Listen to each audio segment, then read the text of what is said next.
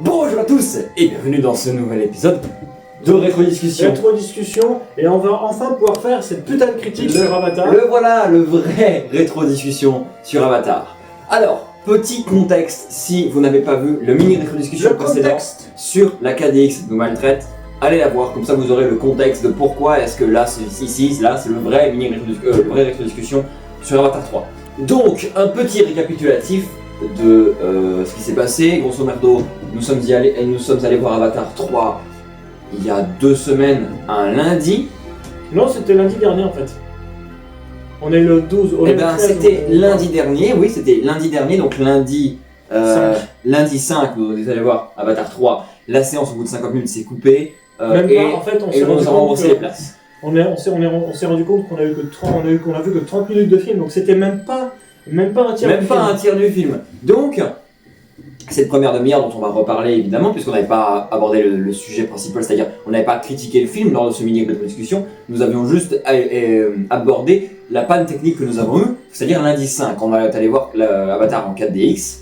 Donc la 4DX, je récapitule encore une fois, la 4DX c'est un cinéma 4D comme on a dans les parcs d'attractions, comme par exemple le cinéma 4D à Europa Park. Ouais, à Europa Park c'est encore différent. Ouais, si, un cinéma 4D à Europa Park, si quand même. Oui, mais t'as pas les sièges qui bougent. Mais là c'est à l'échelle d'un film entier, avec oui effectivement les chaises qui bougent, les sièges qui bougent, bref. En gros, t'as la même sensation si tu t'assis sur ta machine à laver, quoi. Oui, en quelque sorte. Donc, et cette fois-ci, on y est retourné donc dimanche dernier, dimanche du 10, 11, le 11, non, le 10, qu'est-ce que tu racontes? Non, dimanche 11, non, tu as raison. Dimanche 11, nous sommes retournés voir Avatar 3, cette fois-ci pour le voir en entier. Par quoi commencer? Eh ben, est-ce qu'on... Le film est bon. Donc déjà, on va commencer par une partie no spoil. C'est parti. Partie no spoil.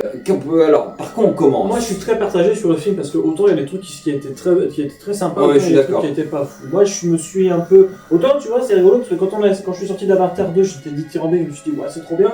Et en vrai, aujourd'hui, avec Avatar 3, je suis beaucoup plus... Mais toi, tu l'as vu qu'une seule fois, Avatar 2? Ouais. Moi, je l'ai revu peut-être deux fois après... depuis 2022, ouais, j'ai dû le voir 2 fois après l'avoir vu au cinéma. Je l'ai acheté en DVD assez rapidement. Dès qu'il est sorti en DVD, je l'ai acheté Avatar 2.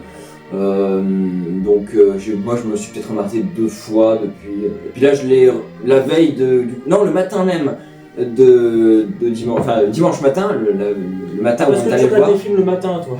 Moi j'étais dans le train, j'avais rien à regarder, donc j'ai regardé le début d'Avatar 2 du coup. Et puis la veille je m'étais rematé Avatar 1. Donc voilà, donc oui effectivement je suis d'accord avec toi, je suis sorti de la salle d'Avatar 2 plus positivement que Avatar 3. Le film est bon, là il n'y a pas à dire, le film est bon. J'ai vu des critiques, enfin j'ai pas vu des critiques, mais j'ai vu des articles disant que Avatar 3, même si il a encore une fois défoncé les box-office, c'est une déception pour beaucoup de fans. C'est toujours le truc de c'est pas parce qu'un film défonce le box-office que c'est forcément un bon film. Regarde, on a l'exemple avec le film Minecraft. Ah oui. Le film Minecraft, il a défoncé les box-office, et pourtant le film il pue la merde. Là, voilà, le Minecraft est le meilleur exemple pour dire qu'un film, même s'il défonce les box-office, il n'est pas forcément bon. Ah oui. Un exemple, Mario Bros, le film, a défoncé les box-office, et le film est très sympathique à regarder. Il est sympathique. Oui. Moi je l'ai beaucoup aimé, on l'a vu au cinéma. C'est surtout une avalanche de références, mais bon, c'est pas grave. C'est un autre problème. Mais pour revenir à Avatar 3, oui, le film a de bonnes idées. Le film a de mauvaises idées, et on va en reparler en partie spoil de ça. Mais, pour faire un synopsis rapide, ça se passe, je dirais, maximum 1 à 2 ans après Avatar 2, je pense. Donc on suit le Loak, qui est le fils de Jake Sully. Ouais, c'est ça qui... le tout début du film, c'est Loak qui parle. C'est Loak qui parle à Neteleiyam, je crois, il s'appelle Neteleiyam, un truc du genre. Je sais plus. Dans Eywa, donc on l'apprend dans le 2, vous savez, ils peuvent communiquer dans Eywa via leur cheveux. Eywa qui est un peu leur divinité, je crois, dans cet univers. D'ailleurs, il y a un truc faudra qu'on en reparle juste après, mais ouais, un truc que j'y ai pensé dans le film, ça m'a fait rire, mais on en reparlera en partie spoil. Et donc, une fois de plus, Quaritch est de retour, toujours dans sa peau d'avatar et toujours dans sa quête de Et vengeance. toujours doublé par Xavier Fagnon. Enfin, je sais Oui. plus si c'était lui dans le 2. Non, Xavier Fagnon, oui, dans le 2, oui, mais pas dans le Xavier 3. Fagnon, donc c'est un comédien de doublage que j'aime beaucoup. Dans le 2, oui, dans le 3, oui, mais dans le premier, c'est pas le même doubleur. Parce que la VF est très simple, la VF de Avatar est très Oui. chouette. Hein, Elle a une très bonne Que VF. ce soit Adrien Antoine sur Jake Sully, Xavier Fagnon sur le personnage de Quaritch. On a même, merde, comment il s'appelle, plus de son nom. Boris Rélinger sur l'assistant de. Enfin, pas l'assistant, mais celui qu'on voit avec. Celui qui accompagne le commandant Quaritch au début du film. Ah, tu parles de Boris Rélinger pour dire. Parker. Ouais, c'est ça, je crois. Boris Rélinger, pour expliquer, c'est la voix de. C'était la voix de. Notamment, Parker Selfridge, le chef de la RDA, Ouais. celui qui. Non, celui qu'on voit, tu sais, qui est aussi, incarné en Navi. Ah, non, alors du coup, je vois pas qui c'est. Boris Rélinger, pour expliquer, c'est la voix du chien beauté, notamment dans les films de Shrek. Ok. Donc, je l'ai remarqué, on a le premier Avatar qui est l'arc de la Grande Guerre, et le 2 c'est l'arc de la vengeance, et le 3 c'est l'arc de la vengeance et Le Copus. roi, c'est. Ouais, j'en sais plus. Mais parce que, en fait, dans le 2, l'arc de la vengeance est cool. On a vraiment le Quaritch qui veut absolument se venger de Jake Sully. Dans le 2, c'est bien amené. Dans le 3, Est-ce qu'on en parle c'est bien, mais c'est peut-être un peu trop en fait. Moi, je trouve qu'il y a un côté un peu, je sais pas si on peut le dire en partie spoil, mais il y a un côté un peu copier-coller avec la fin du 2. Bah, j'allais en parler en partie spoil, mais effectivement, maintenant que t'en parles, oui, la fin d'Avatar, qui d'ailleurs m'a fait chier, la fin d'Avatar 3, oui, c'est un copier-coller d'Avatar 2, en quelque sorte, sur les grandes lignes. Pas plan, pas exactement à la lettre près, mais effectivement, sur les grandes lignes, c'est un copier-coller à la fin d'Avatar 2. Je suis d'accord. Pas copier-coller, mais on y retrouve un peu la même structure, quoi. Et sur la fin, c'était un peu chiant, je vais pas mentir. Faut dire que moi j'ai beaucoup aimé la première demi-heure du coup qu'on avait vu la première fois. Donc oui, quand on voit les marchands là, Les marchands du vent. les marchands Je du trouve qu'on vent. les voit pas assez, ces personnes. Mais oui, mais après, Moi, comme j'ai dit en sortant du film, il y a une vibe un petit peu la planète au trésor, le côté science-fiction, mais en même temps. C'est Fantasy, ouais. fantasy. Et moi j'ai beaucoup aimé cette séquence. Je l'ai déjà dit, j'adore la planète au trésor, c'est un de mes films d'animation préférés. Et c'est vrai que dans ce passage, j'ai retrouvé un petit peu cette vibe planète au trésor. Et on les voit pas assez, ces personnages. C'est pas les membres des marchands du vent, je trouve. C'est dommage. Moi je trouve que si, c'est un passage qui introduit de nouveau une nouvelle pas race mais une nouvelle communauté de personnes dans l'univers de Pandora. Une nouvelle communauté de Ouais. tribu des Ça, Animals. ouais, voilà, ça introduit une nouvelle tribu qui se fait décimer assez Ouais, c'est un, rapidement dans truc le que je film au trouve final. c'est un truc que je trouve intéressant, c'est que chaque tribu de Navi est attribuée à un élément. Genre les Navi qu'on voit dans le premier Avatar, c'était on va dire la Le peuple forêt, de la forêt. le peuple de la forêt. Dans le deuxième, c'était le peuple de l'eau. Donc, Les- ça fait le nom. très Zelda, tu vois. Je trouve. Oui. Dans Ocarina of Time, t'as le peuple de la forêt, le peuple de l'eau, le peuple. Les Omaticaya, donc le peuple de la forêt. Le peuple de De l'eau, c'est Je sais plus. Et dans le troisième, t'as le peuple de la tribu de Cendre. Donc il y a la Ah d'accord, je pense que ça, on peut en parler en et partie. le peuple du vent. On peut en parler en partie dans ce Mais c'est vrai spoil. que maintenant que j'y pense, ça fait très Zelda Ocarina of Time. Hein. T'as le peuple de la forêt, le peuple de l'eau, le peuple du feu, le peuple de Oui, mais vent, c'est plusieurs races dans Zelda Ocarina of Time. Là, c'est la même race en fait. C'est juste qu'ils ont plus ou moins des facultés. Les Netkaina, les Metkaina, c'est ça. Les Metkaina, le peuple de l'eau, ont des nageoires par exemple. Et ils moi, ont que pour, je viens de pour, penser, nager. il faut beaucoup penser au peuple, avec leurs mains qui ressemblent un peu à des nageoires de. Aux Zora, bon, ça. Ouais, c'est ça ce que j'allais dire. Un peu. côté, Il y a un peu un côté Zora de Zelda, effectivement. Les Metkaina, du coup, c'est ça. Du coup, C'est le peuple du récif. Du coup, j'ai la musique du peuple Zora là, dans Zelda Ocarina of Time dans la tête. Ok, moi je l'ai aussi en tête. Effectivement, on peut en parler en partie de nos spoils, mais le peuple des cendres, le troisième peuple donc qu'on croise dans le troisième T'as film. le peuple des cendres et le peuple des cerfs. Ok, je sors. Le dessert. Oui, du coup, le peuple des cendres. Le peuple, alors, on c'est le la tribu, voit, c'est on la le tribu de voit, cendres, j'ai mais oublié. moi je m'attendais à ce qu'on voie vraiment leur zone d'habitat. Je m'attendais à ce qu'ils vivent, je sais pas, dans un volcan. Ben, on le voit. Ils vivent Ils vivent un quart d'heure dans le film. Ils vivent au pied d'un volcan et y a un côté très tribu. Et j'aurais aimé voir encore plus de ça. Vraiment, j'aurais aimé voir beaucoup plus de C'est ce que je reproche au 3. Ouais, je suis d'accord. C'est un gros reproche. Tu vois pas assez de nouveaux environnements, c'est des trucs qu'on a déjà vu dans les Oui, c'est ça. Ouais, tu vois les environnements qu'on avait déjà vu dans le 1 et dans le 2. Pour l'environnement du troisième film, donc c'est-à-dire le peuple de la Cendre, je sais pas comment il s'appelle. C'est la tribu de Cendre, j'ai oublié, je crois que c'est on va les appeler la tribu de Cendre. On les voit beaucoup, effectivement, mais on ne voit pas assez leur habitat naturel, enfin leur village. Un truc tout con, moi j'aurais bien aimé voir une bataille, mais tu sais, dans les entrailles de. Tu vois un record c'est ça. Dans les entrailles de la Terre, je veux dire, c'est un peuple qui est associé à c'est une tribu qui est associée à l'élément feu et au cendre. La cendre. T'imagines, on aurait pu avoir une sorte de avatar mélangé à, entre guillemets, voyage au centre de la Terre. Ça aurait été bien, je suis d'accord. Et imagine, on aurait pu voir, je sais pas moi, la RDA qui utilise des foreuses pour extraire des minéraux. T'aurais pu, tu sais, on aurait pu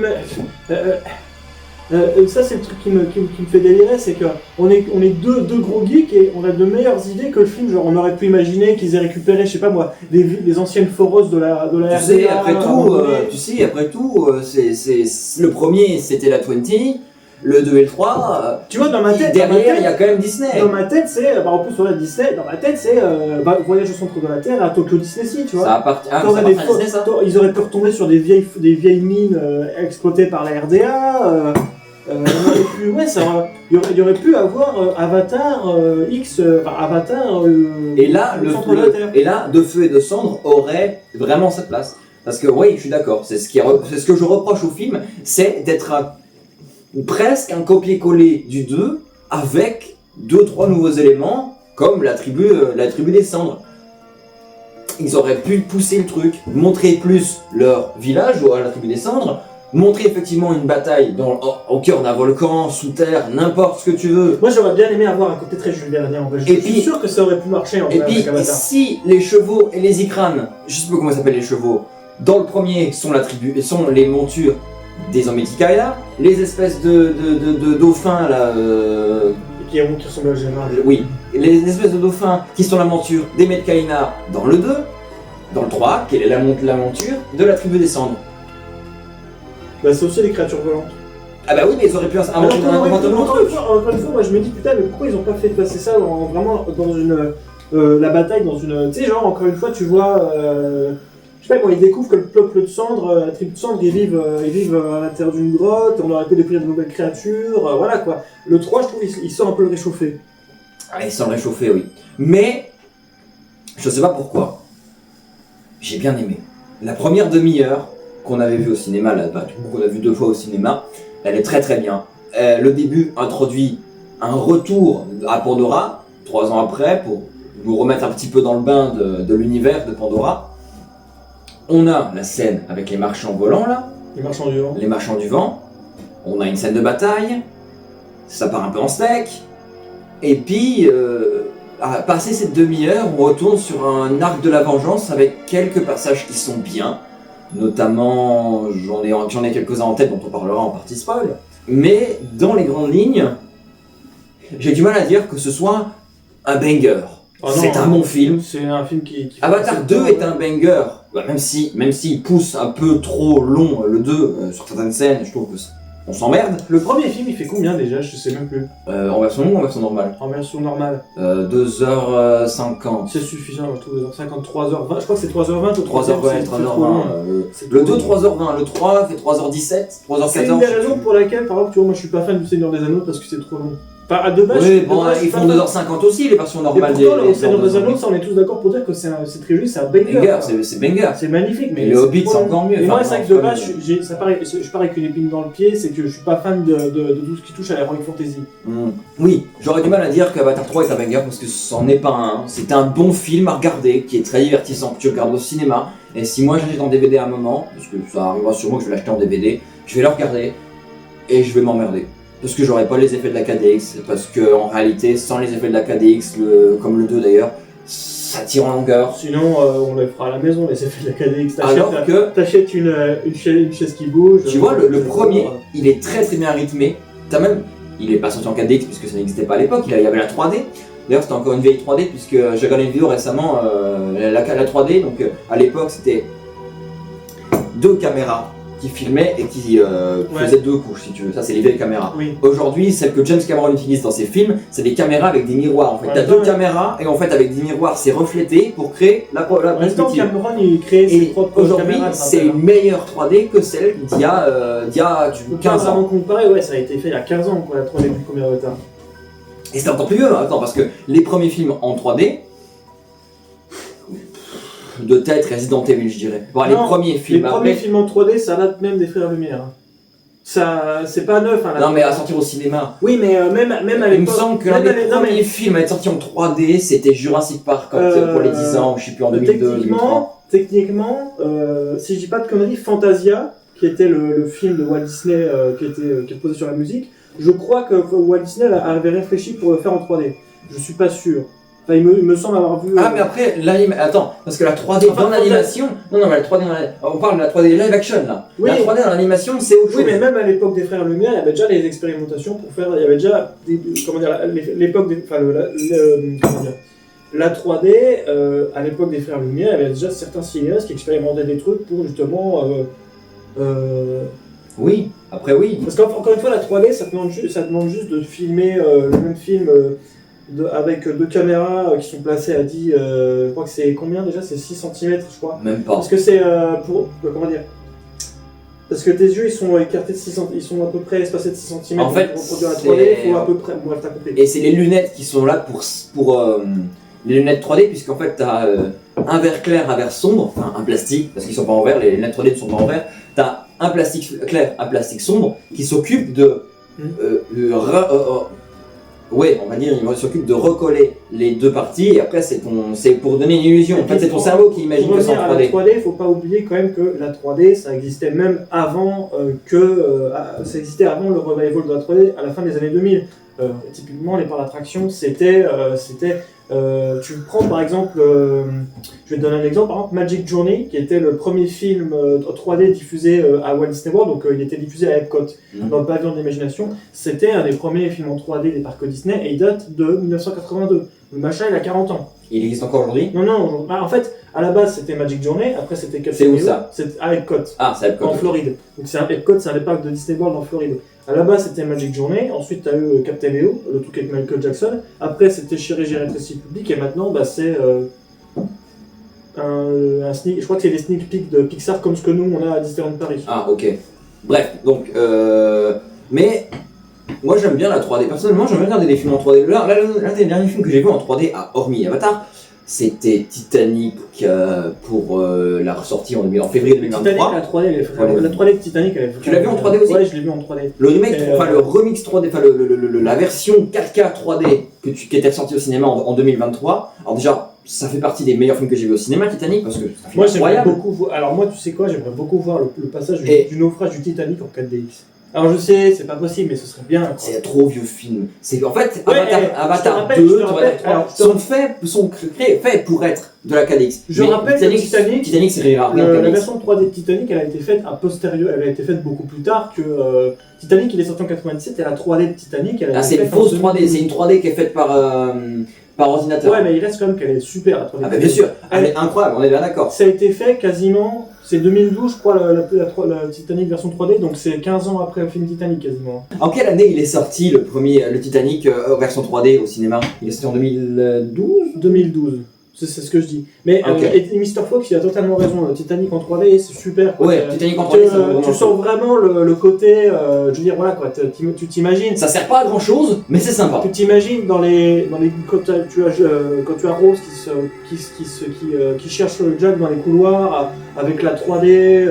Déjà, je trouve même sans la 3D, il y a moi j'aime bien le réécouter chez moi avec ma barre de son tout ça. Déjà, j'adore les bruits, tout ça du bateau qui coule, tu sais, t'entends le métal qui craque, t'as les lumières qui vacillent, voilà, déjà en 2D c'est super, mais alors en 3D c'est encore mieux. Ah ouais, je suis d'accord, non mais bref, là on est totalement en train de divaguer de Avatar 3. Là, on parle des Titanic. Est-ce qu'on passe en partie spoil? Bah de toute façon je crois qu'on a déjà pas mal spoilé. Non, pas trop, pas tant que ça. Bon, bref. Partons en partie spoil. Alors, ce qui est bien avec la partie spoil, c'est que là, on va pouvoir... On va pouvoir le démonter dans J.K. Non, clairement pas. C'est pas un film à démonter, parce que le film est peut-être décevant. Bon, et sur certains points, il est décevant, mais le film a de bonnes idées. La scène finale est un copier-coller du. La scène finale est un copier-coller. Ding. Alors, T'as pas compris la ref? non. C'est une référence à Cinema Sins. Ding.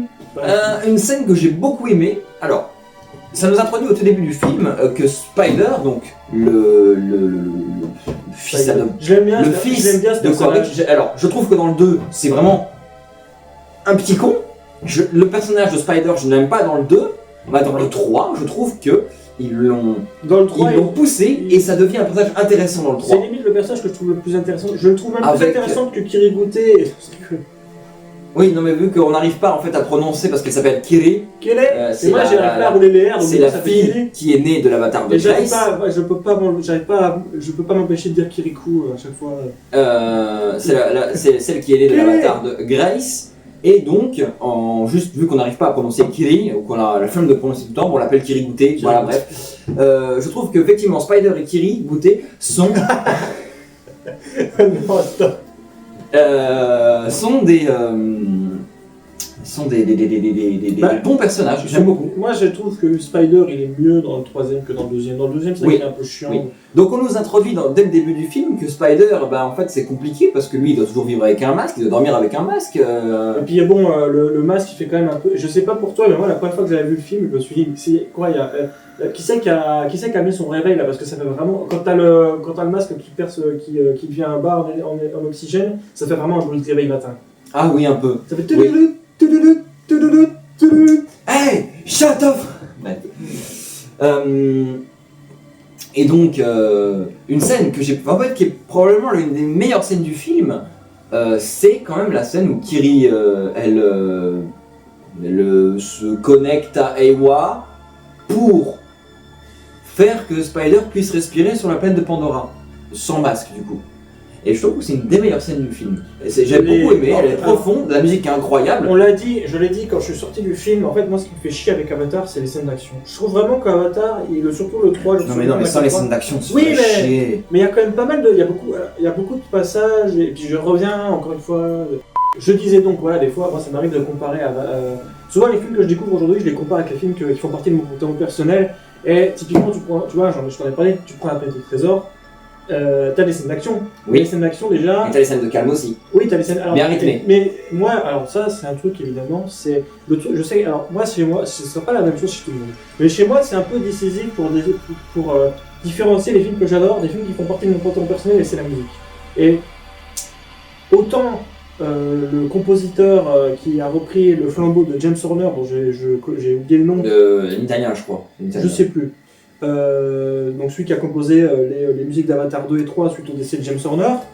Autant dans les scènes calmes, les scènes un peu comme tu vois le passage où tu as Kiri et Spider qui essayent de chercher, qui tentent de trouver l'aide de Ewa, autant la musique est magnifique, mais par contre sur les scènes d'action, c'est basique en termes de musique et je déteste les scènes d'action où t'as que de la percu, moi ça me saoule. Eh ben moi je suis pas Encore une d'accord, fois, je trouve que les musiques des films des scènes d'action sont bien. Et ben moi, après c'est mes goûts, mais je déteste ce genre de musique.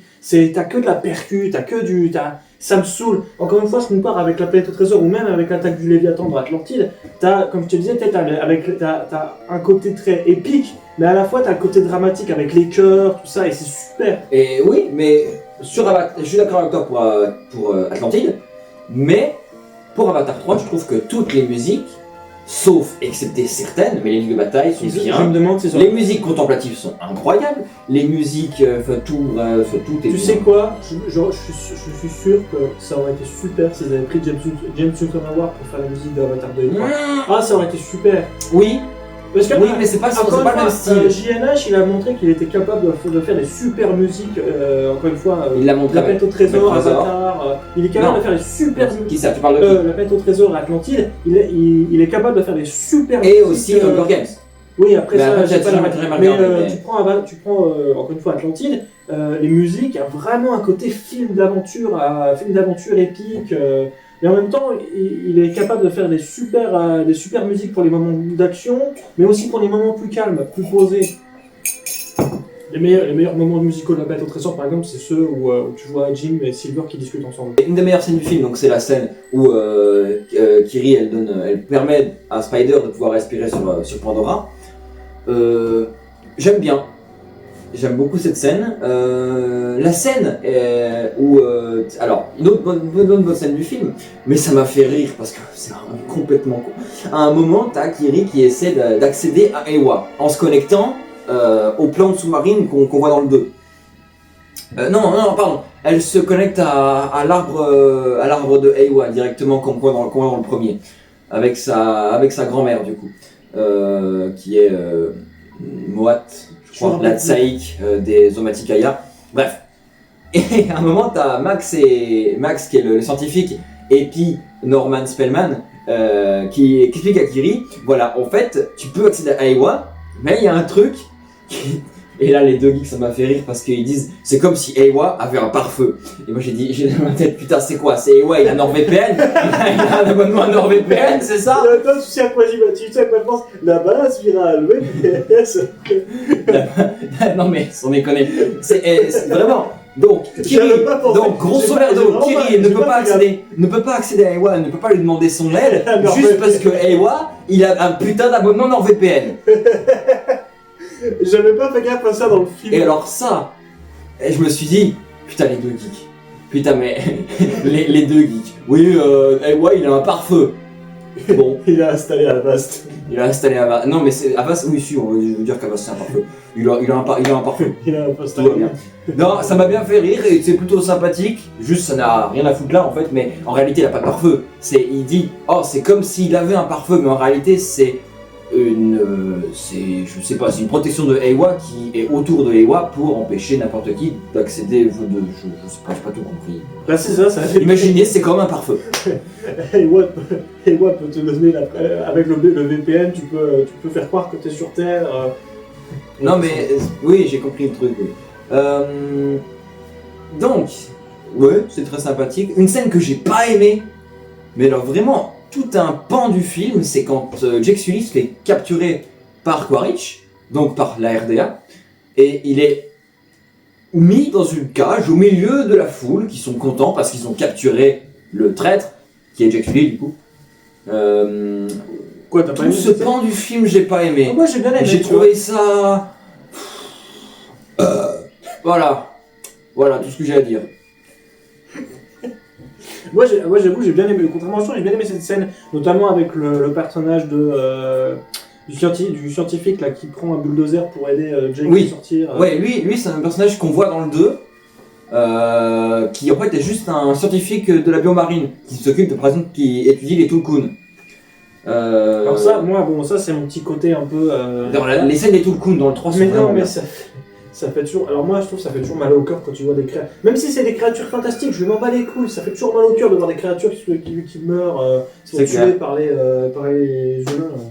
C'est dans ce genre de scène que tu te dis l'humain mérite de crever. Quand on voit les Tulkun dans certaines scènes, je trouve les basses de... Alors, quand les Tulkun font leur bruit, ils font une espèce de bruit de baleine mélangé... en fait un bruit de baleine mais beaucoup plus grave. T'as les sièges qui tremblent parce qu'il y a des caissons de basse dans les sièges. Et... les haut-parleurs, parce que tout est en Dolby Atmos, je trouve ça incroyable. Alors t'as pas ça, à moins d'avoir un home cinéma chez Watt, t'as pas ça quand tu regardes ça sur une télé. Moi j'ai ma barre de son, techniquement elle peut faire du Dolby Atmos. Et encore, faut que j'utilise... moi j'ai pas. J'ai pas encore eu l'occasion d'utiliser le Dolby Atmos dans ma barre de son, mais ça ne saurait tarder. La scène où les Tulkun apparaissent sont vraiment bien. Il y a les conseils Tulkun pour savoir si Payakan, l'ami de Loak qu'on voit dans le 2, peut réintégrer la tribu des Tulkun. Je viens de penser à ce que tu disais tout à l'heure avec NordVPN. Imagine un mec qui s'amuse à refaire les sous-titres des passages que tu vois les Tulkun parler. Puis là à un moment il met non, nous ne pouvons pas parce que Eywa n'a pas NordVPN. Eywa a un pare-feu et nous ne pourrons pas essayer NordVPN sur Pandora. Un truc du genre. La scène des Tulkun, très très bien faite. Le concept des Tulkun, très très bien fait. Le film brille dans ses passages plus calmes, tu vois.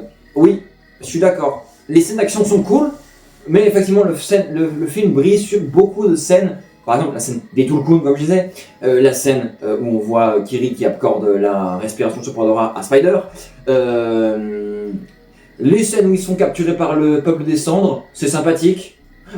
Surtout avec la plante qui se dirige vers toi, puis que tu la vois, la plante toxique, on va dire. On la voit qui bouge, et puis en moment elle est face à l'écran, donc du coup tu vois les pics qui sont en 3D, donc tu as l'impression de te les prendre dans la gueule. Et puis, évidemment, tu as ce putain de lectiqueur à tes pieds. Tickleur, pardon, donc chatouilleur de pieds littéralement. Parce que oui, t'as un espèce de truc en plastique qui est entre tes jambes, enfin entre tes pieds au bas du siège, sur le cale-pied. Donc, quand t'as cette espèce de plante qui tire, t'as le leg tickler qui s'active. Alors moi je le sens pas parce que vu que j'ai toujours mes jambes croisées, mais en réalité il rebondit sur mes chaussures, donc en fait utilité zéro. De mon côté en tout cas. Après je sais pas, quelqu'un qui est assis avec les deux pieds sur le cale-pied, oui. Mais moi du coup, vu que j'ai toujours les jambes croisées, ça n'a aucun effet. Je me souviens quand on est allé à Europa Park, tu sais, parce qu'à Europa Park ils ont le leg tickler. Ouais, mais le leg tickler il est brutal. Toi, c'était. Ah moi je lèvais mes pieds, moi j'aimais pas. J'aime pas du tout. Alors, il est plus doux effectivement en 4DX. Au cinéma 4D d'Europa Park, le leg tickler il est très violent. Des fois limite il te fouette. Donc, bon. Alors qu'en fait le leg tickler il a aucun mécanisme. C'est un souffle de vent qui vient le secouer dans tous les sens. C'est de l'air comprimé de toute façon. Oui, voilà, c'est de l'air comprimé. C'est comme t'as des chips tiens, les effets de flamme par contre quand ils sont à côté des feux, ça devient chaud dans ta nuque. Je trouve ça incroyable. Voilà, la scène où ils sont capturés du coup par le peuple des cendres est très sympathique. On a absolument la chef, je sais plus comment elle s'appelle, la chef du peuple des cendres, qui veut apprendre à utiliser une arme. Je trouve ça un peu complètement con quand même. Parce que bon, Quaritch, logique, il va lui apprendre, hein, parce que le Quaritch est un enfoiré. Oui, pourquoi pas, mais ça n'a pas vraiment d'intérêt. Et la scène justement, qui pour moi fait un peu défaut, c'est quand Quaritch va voir la chef des peuples des cendres dans le habitat. Oh putain, c'est fort. Déjà de 1, comment il a fait pour les trouver? Comment il a fait pour trouver le village? Je sais pas. Ça va, c'est pas si mal. Il va voir la chef. Bon, toujours un énorme connard, il est toujours un énorme connard, il bute un ou deux mecs pour se faire respecter, il bute un ou deux un des deux membres de la tribu des cendres. Pour se faire respecter, il se fait droguer par la nana, la scène elle a aucun sens, la scène elle pue la merde, et pour moi c'est vraiment un des points morts du film, j'ai nul à chier. Et puis on arrive à la scène finale, c'est un copier-coller du 2. On a toujours le gros bateau démon, qu'on voit à la fin du 2, t'as les batailles dans les airs, très bien foutu parce que la 4DX se secoue dans tous les sens, c'est génialissime, mais en réalité c'est des scènes de bataille, tu les vois, elles sont cool, mais elles sont cool quand t'es au cinéma, soit tu les vois en 3D, soit en 4DX. Mais tu vois ça après. Là, ça se voit que c'est des films qui sont faits que pour être vus au cinéma. Là, tu les vois dans ton salon, ouais, t'as au cinéma, c'est cool, mais t'emmerdes un peu en fait. Parce que c'est des trucs qui sont faits pour la 4DX, pour être vus au cinéma. Je suis un peu d'accord. Tu vois, c'est comme moi, par exemple, j'aimerais beaucoup un jour voir Gravity. Mais j'aimerais beaucoup le voir au cinéma et en 3D. Bon, évidemment, il faudrait qu'il soit diffusé, quoi. Ouais, il y a Interstellar qui ressort en 3D là dans pas longtemps. Ouais, mais Gravity, ça m'intéresse plus qu'Interstellar. Gravity, il était sorti en 3D. Oui, mais pareil, tu vois, ce genre de film, Mr. Fox en parle dans sa vidéo sur la 3D. C'est sûr que si tu regardes ça sur ton petit ton portable dans le train, entre un gamin qui pleure et un vieux qui ronfle, oui. Gravity est un très bon film, tu l'as jamais vu? Jamais. C'est un très bon film, mais je l'ai pas vu au cinéma en 3D, maintenant je l'ai vu en DVD, monsieur.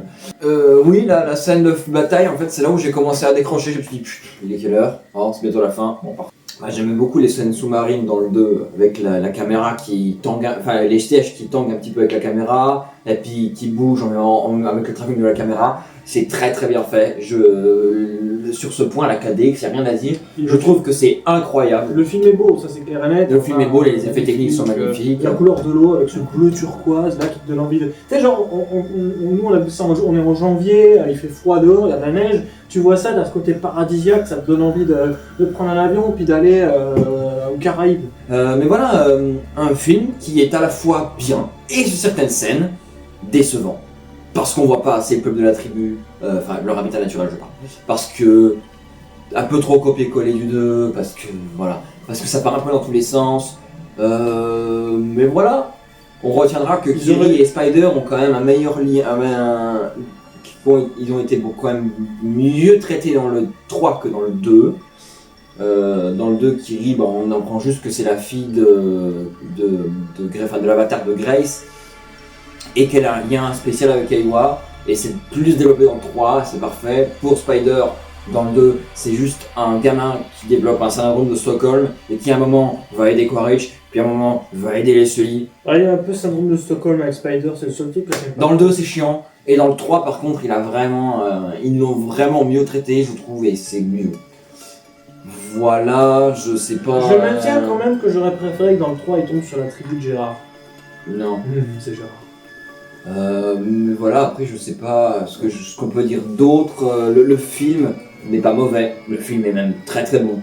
C'est pas un film à voir en DVD classique chez soi. C'est un film à voir au cinéma. Le 2, c'est la même chose. Ou alors, si t'as un... C'est ce que je reproche aux Avatars d'aujourd'hui.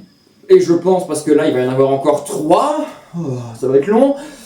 Bah là, Je suis sûr qu'il va y avoir encore des films qui vont faire 3h20, qui vont être bien à voir au cinéma, mais quand tu vas les acheter en DVD, c'est mon ressenti en tout cas. 31, ouais, on en a au moins pour C'est mon ressenti. On en a au moins pour jusqu'en 2034. C'est mon ressenti en tout cas, mais tu les vois au cinéma, c'est cool, tu les vois en DVD, tu te fais chier parce que t'as pas les effets de la qualité. Après, moi je dis pas si t'as un bon home cinéma, si t'achètes les Blu-ray en 4K, si t'achètes les films en Blu-ray 4K HD, 3D, oui, pourquoi avec un vidéoprojecteur, un bon système Dolby Atmos, oui, ça peut le faire. Ou alors tu peux t'installer un système 4D chez toi.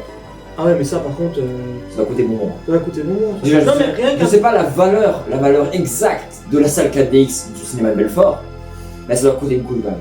J'irais bien 5-6 chiffres, voire 7 chiffres. Ouais, je pense, ouais. Ah oui, en même temps, t'as tous les... 7 chiffres, je dirais plutôt, ouais. Bref. Bon, bref, cet épisode était un peu bordélique. Oui. Bonne chance pour le montage. Ouais, ça va pas être compliqué. Mais voilà, Avatar 3. J'étais curieux de le voir, je l'attendais un petit peu. J'ai été... oui, c'était un bon film. J'ai été content d'aller le voir au cinéma. Ce film, à la base, j'avais pas prévu de le voir, donc j'en avais aucune attente. Et au final, j'ai eu ce que j'attendais, c'est-à-dire un film qui me... Oui. Tu vois, contrairement à Étienne le Beau Leader avec sa méga missile, où ça ne laisse pas indifférent, moi ça m'a laissé indifférent, quoi. Ça ne laisse pas indifférent. Voilà, après je comprends qu'il y en a qui ont été déçus. Moi, j'ai été déçu sur certains points, mais d'autres points m'ont bien surpris et c'était vraiment cool. Et voilà. Surtout la première heure du film qui est pour moi la meilleure. Ouais, vraiment, c'est le premier tiers du film. Si les deux autres tiers. Voilà, donc on espère que cette critique sur Avatar 3 vous aura plu. Avatar 3, on l'a même pas dit le titre, mais c'est Ash and Fire, de feu et de cendre. Non, Fire and Ash, pardon, de feu et de cendre. On espère que ça vous aura plu. Si ce rétro-discussion vous a plu, eh bien, n'hésitez pas à liker, partager, commenter et aussi vous abonner et on active la cloche. Et si ça vous a plu, eh bien, on se dit à la prochaine pour de nouvelles vidéos. C'était Tanguy et Star Trek. Bye tout le monde. Abonnez-vous, mettez la cloche ou j'appelle Gérard.